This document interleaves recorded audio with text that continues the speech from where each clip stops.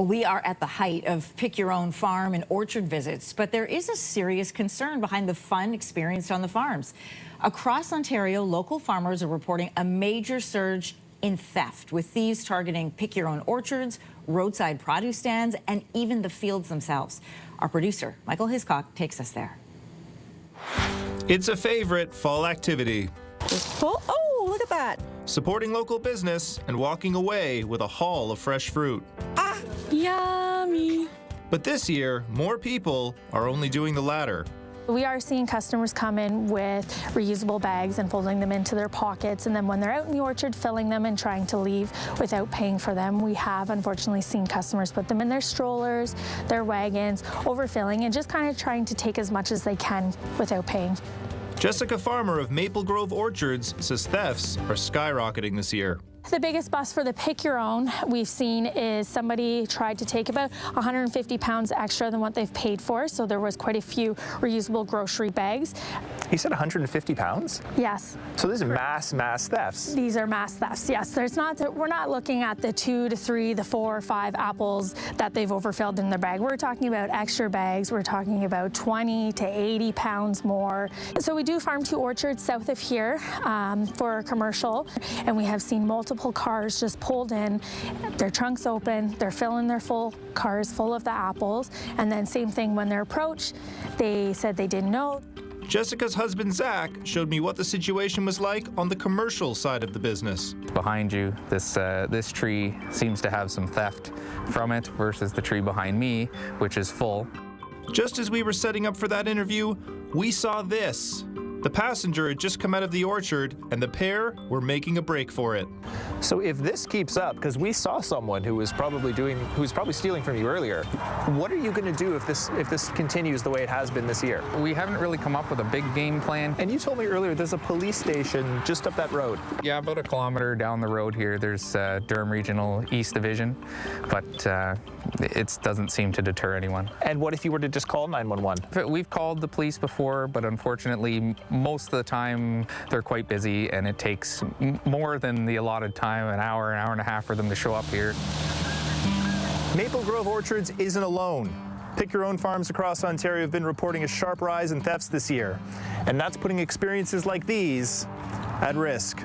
Myself, I've caught about 250 pounds of stolen goods on 3 occasions of around 80 pounds each. My staff let me know that they saw a customer group putting apples in the stroller, a blanket concealed about 40 Honeycrisp apples. In September, Besley Country Market in Shelburne had to temporarily close its self-serve produce stand after someone pried open its cash box.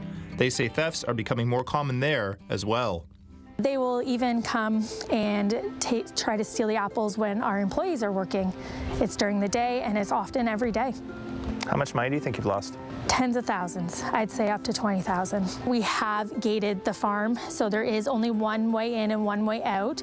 We have increased our staff, so there is monitoring staff in the orchard. There's monitoring people before they leave, just to make sure that they are not taking extra bags, and we have stopped them before they even come in to say that we aren't allowing those bags. As for what's driving the thefts, some farmers point to rising food prices, but Jessica blames something else.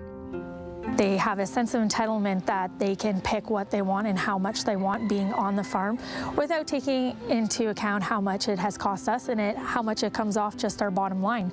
We want families to enjoy our farm, but if this continues, it's not going to be sustainable for us to do so, which makes me quite sad. Your morning producer, Michael Hiscock, is with us this morning. A great piece, first of all, Mike, and it's really sad to, we've done stories about how hard it is for farmers. We've done stories about food insecurity, and your piece really illustrates where that's showing up. I want to go back to that moment where you guys were in the middle of an interview and you see somebody, what looked like stealing apples, the point of your story, that this is happening right under farmers' noses. Can you tell me more about what happened? Yeah, I couldn't believe what I was seeing. We do this story about thefts at apple picking farms, and we show up, and sure enough, someone is looting the orchard. Yeah. And so I think there's 2 things that really stood out to me about this, and the first was just how brazen it was. It's daylight. There's harvesters working in the fields. There's a national television film crew just unloading our gear, getting set up. And this person pulls off the side of the road, and Zach right away says, "That's probably a thief."